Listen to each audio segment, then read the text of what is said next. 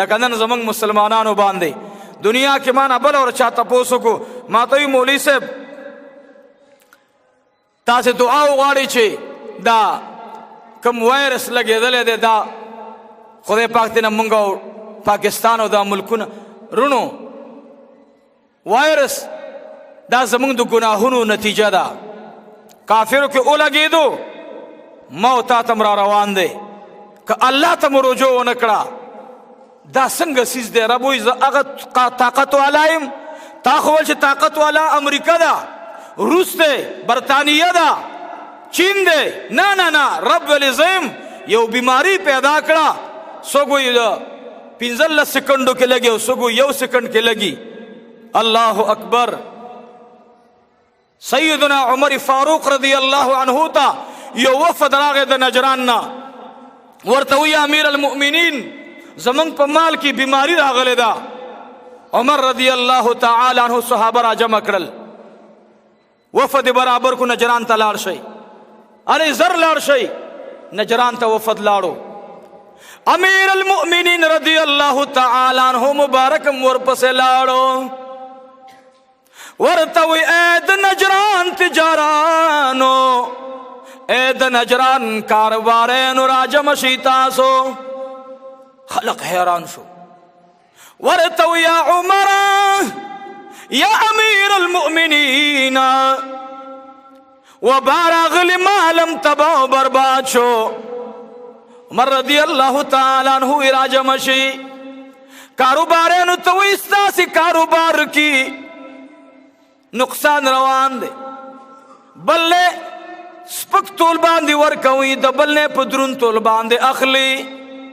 یو ورکړه کړم خراب شوی دا بیا ورته وی تاسو کې دروغ عام شوی دي کاروبارم خراب دی دروغ در کې عام شوی دي دو شیانو خیال وساتئ دروغ پریږدئ یو کاروبار کې نظر ثانی وکئ کاروبار مو خراب دی کاروبار مو صحیح کئ او دریم دا چې تاسې زکات په ټیم نه وباسئ هغوی ورته وی امیر المؤمنین څه چې تا وویل دا ټول دي خو د دې دپاره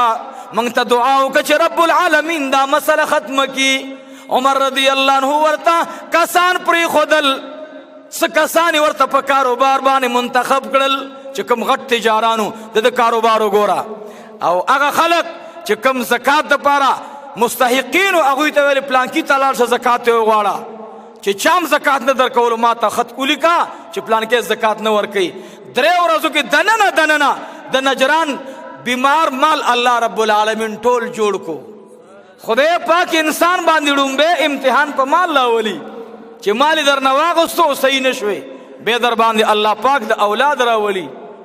اولاد دی ټیک نشو په هغې سره توبه اونیستا بیا در باندې الله پاک په ځان راولي نن موږ نه الله ناراضه دی روژه مو داسې حج مو داسې معاملات مو داسې کاروبار مو داسې نوی وارث لګې دی خلق دی یو بل ملکونو نه مسلمانان راوباسي یاد ساتئ الله ته رجوع پکار ده زکات صحیح کئ یو کاروبار کې دروغ مه وایئ دا مال تعالی چې خدای تقدیر کې لیکلی دا به الله درکوي دروغ مه وایئ تعالی چې الله څومره دولت لیکلی به تعالی درکوي په ارامه مه راغونډوه په حلالو یې راغونډ که او ګوره د الله نه چې څنګه غواړي قسم دې درکوي به درته نو ښه کسب مال بچ کوي حلال کسب بچی صالحه کوي زکات په ټیم ورکول تا مالداره کوي بچی دې صالحه ګرځوي نو زکات په موږ او تاسې ورکو دا د خدای حکم دی امام ابو حنیفه رحمت الله علیه د یو کس راغی ورته وی حضرت ما زکات راوړی چاته ورکم ورته وی کېنه ولیا یو ورځ پې تېره شوه وی کېنه دلته بله ورځ پې راغله تېره شوه یاره چې امام صاحب تا خو کسان را نه وستل دا زکات چاته ورکم ورته وی لږ انتظار وکړه د امام ابو حنیفه رحمت الله علیه په ټول خاریه کې یو فقیر نو چې زکات قبض کړی دی نو امام صاحب رحمت الله علیه تاسو کې چې حضرت دا زکات زما خو قبول نو څنګه چل دی وې زم وګرځیدل کوم فقیرانو باندې چې ما زکات تقسیم کړو هغه نه مې دوباره تاسو کو هغه ول چې زمونږ گزارا نن کیږي سبا د پاره بیا ګورو داغه وخت فقیران هم داسې فقیران یاد ساتي په زکات باندې حج نشه پچا کوله چې ته چاله پیسې ورکی په دې حج ته لاړ شه د زکات پیسو باندې حج نه کیږي او د زکات په پیسو باندې عمره نه کیږي چې دا د زکات پیسې والا عمره په وکا دا نه کیږي ورونو ور باندې ګوره یاد ساتي مدرسه چې قرضدار نه پاغه زکات نه کیږي دا زما مدرسه ده زکات په ما باندې به ال کیږي چې کله زما د مدرسې په ما قرض راغی قرض نشته نو زکات نه څنګه والم زکات اره مسله موږ په دې منبر درته بیانو د الله د رضا لپاره مدرسه قرضدار شو محتمم سره ناظم سره استاد سره رابطه وکاوه مولوی صاحب دی کې څه ضرورت دی کاغه ضرورت د زکات په پیسو کېدلو زکات کې ورکا که د زکات په پیسو نه کېدلو نو زکات به مستحق ته ورسوا بس مسله ډیره جوړه ده منګه صاحب دا یو کوم سکیم په حکومت شروع کړو مخکې نه هغه بنظیری سکیمو کې څه شو یو ځل ما چان ته بوزو کوم الله زنان ډېر زیات ولاړ دي ولدا د بنظیر د زکات سکیم دې څه پروګرام دی زمنګ مالدار خلکو په کې اول نه زنانه ولاړی په ایمان یو خدای به وایرس نه لګي اے مالدار خدای ته وګوره ته فقیر ته ورکا زکات ته مستحق ته زکات ورکا خپل زکات مخرج ته د خیرات مال دا زمنګ ایم پیغان دي ک ناظمان دی او ک اره بلادا قسم په خدای چې دوی دا پیسې دوی په خپل مال په خپل کور په خپل باغ لګي دا حرام دي دوی د پاره دا په قیامت کې دا فقیران د گریوان نه نسی دا به دا فقیران نسی ورته به وای چې تا په باغ جوړولو تا په کور ته خپل روډ په خولو زما غم بدی کړه وې عام روډ دی عام روډ عام کوڅه ده او یو خوا د کونسلر کوڅه ده د ناظم کوڅه ده ناظم دې ځان له خپل پیسو جوړ کی دا د بیت المال د مال نه نشي جوړولې عمر رضی الله عنه گورنر د یمن ته خط ولېګلو چې زه خبر شوم چې ته یو کس په جانماز باندې مونږ کې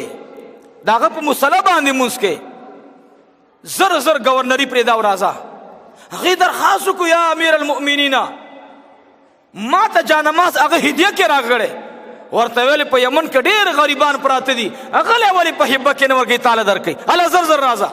راغه په مدینه منوره کې امداسي معزوله کول ته گورنری نه کې دا زمون حال دی نو صاحب یو وارث علی دا یو بل سره ملاویږي نه یو بل سره بدانه کوي یو بل سره بدانه کوي زدر ته یو بل ته غاړي ور کوي غاړي وایرس دینه نه لګيږي وایرس د الله عذاب دی الله ناراضه دی الله ناراضه دی حکومتونو والا هغوی دم الله ته رجوع کی او دا داسې وبا راغلی ده که ستاسې خیال ګوره ړومبی کفري ملکونه ونیول چینی ونیولو امریکې ته ورسېدو یو ځای او بل ځای تاسې ته وایم هغوی له هم دا د ایمان موقع د هغوی د ایمان راوړي الله له دې رجوع کی قسم دې چین والا دې په صدق باندې وي چې لا اله الا الله محمد رسول الله هغوی د ایمان راوړي که وایرس په سترګو ولیدلو بیا دې ما ته مخ تور کی کلمه دې هغوی وایي ځه منګه تاسې څنګه یو بسم الله الذي لا يضر مع اسمه شيء في الارض ولا في السماء وهو السميع العليم سردار کونین روایت انس بن مالک نقل کړه ده فرمایي سوک چې وکړه دا وې په طعام باندې لا علاج بیماری ته الله علاج وګرځي اے امت محمدیہ تدا کلمہ بسم اللہ الذي لا يضر مع اسمه شيء في الارض ولا في السماء وهو السميع العليم وہ کرتے وایا کہ وائرس او لگے دو بے راشا مخ راته تور کا زما د پیغمبر خبره کلم دروغ کیږي نه. خو الا چې ستا په خېټه کې حرام نه وي، د یتیم مال دې په خېټه کې پروت دی او ته بسم الله الذي لا يضر مع اسمه شيء في الارض ولا في السماء، په دې سپېږمه باندې دا بیماری درنه نوځي. پردې مال نه ځان وساته، غیبت نه ځان وساته، او رزق حلال ګټاو، په حلاله طریقې خورا. روټۍ ته چې کېنې مخکې ورته لاسونه ووینځه. اوس دوی وایي چې لاسونه به پاک وینځي طعام ته، دوی اوس لګې دي او ځان به پاک ساتي. او دا بکې دا خو زما د محبوب ارشادو چې پاکي د ایمان حصه ده، نیم ایمان دی. تاسو خو نه منله مردارانو. اوس یو انګریز اوس د دې وایرس باره کې یو خبره ایجاد کړې ده چې په چمچو باندې خوراک مه کوئ. واه په چمچو خوراک مه کوئ. دا خو نن نه 1400 کاله وړاندې جناب رسول الله ویلي وو. دا یاد ساتئ. دوی اوس دې ته ورسېدل چې کامیابي په څه کې ده؟ په طریقو د جناب رسول الله کې ده. نو تاسو خپله شروع کوئ که نه چې روټۍ خورو بسم الله وعلى برکت الله، دا به ویو که نه به ویو؟ لاسونه به تړومبې ووینځئ. بعضې خلک زمونږ داسې دا بعضې کاروبارن چې کله بازار کې کار کوي، دا زه ګورم هر چا سره زمونږ تعلق وي، نو به چې روټۍ ټیمرش داسې وکړي، داسې بس وي زمونږ لاسونه پاک دي، بس کینې ورته. دا پاک نه دي. نبی علیہ السلام فرمایي روټۍ ته لاسونه پاک ووینځئ، په اوبو باندې، په کپړو خو نه پاکېږي. ته تیمم ویسه خدای پالوا موړ کا، تیمم خو نه وه چې تیمم وی. نو روټۍ ته به لاسونه وینځو. دا معنا بونیر کوم داسې تپوس شو میډیا والاو مال دا شلې چې وروره ساده ملایمه بې تعلیمه بې علمه ساده د خدای تعالی فقیریم، خو زه د عام مسلمانانو ته د میډیا په ذریعه باندې رسوم چې یارونو وایرس نه مه یریږئ. آسان علاج دا دی چې روټۍ ته کینئ لاسونه وینځئ، او چې روټۍ نه پاسېږئ بیا لاسونه وینځئ. او یاد ساتئ چې کله هر طعام خورئ دا ورباندې وایه بسم الله الذي لا يضر مع اسمه شيء في الارض ولا في السماء وهو السميع العليم. د دې جمعې بیان ټول ځان سره برابر کړئ او دا دعا کورونو کې یاده کړئ. ایس یریږئ مه ګورئ، مه یریږئ، اسم نشته، نه وایرس شته او نه بل څه شته. او دویم دا چې د چا در باندې حق ته پټې مې ادا کوئ. پردي قرضونه خلاصول پکار دي، ځکه پته لګي نه. او چې چا سره معاملات کوئ د نبی علیہ السلام په طریقه باندې وکئ، ځکه غلط معاملات دا ځان سره شر راوړي. نو الله جل جلاله دې زمونږ او ستاسو ټولو کامل ایمان نصیبه وګرځوي. نو وایرس د پاره هم دغه وظیفه موږ ورکوو انشاءالله. داسې ملګرو بېګا رابطه کړې وه چې مولوي صاحب د دې دپاره څه داسې وظیفه تاسو ووایئ چې دا خلق یاد کړي. نو تاسو ته هم دا الفاظ ځان سره وایئ بسم الله الذي لا يضر مع اسمه شيء في الارض ولا في السماء وهو السميع العليم. دا کلمات یاد کئ، وزل سار وای وزل ماخام وای، ان شاء الله اس بم نه لګیږي. او موږ دعا غواړو ځکه انسانیت ته بیماری لګیدل موږ په خپکیږو. الله دې دا بیماری د ټولو انسانانو نه اوچته کړي. هغه خلق چې هغوی په بیماری مبتلا دي الله دې ورته هدایت نصیب کړي، الله دې ورته هدایت نصیب کړي. ځکه جنت ته الله دی، الله دې ټول انسانیت ته هدایت نصیب کړي. ځکه د خدای جنت ډیر پراخه دی. د خدای جنت کې کما او تا پکیو را باندې تنګیږي نه، او که را سره دا ټول چینیان را دننه شي مسلمانان شي نو تنګیږي نه، او که دا ټول خلق بار پاتې شي نو جنت په ما ته پراخیږي نه چې کومه مو حصه ده هغه به وي زمونږ او ستاسې. نو وروڼو موږ او تاسې به دعا غواړو. دا وایرس بیماری ده او دا د الله نه زمونږ د لرې کېدو نتیجه ده. الله نه موږ لرې یو، الله نه ډېر لرې شوي یو، معاملات مو خراب دي.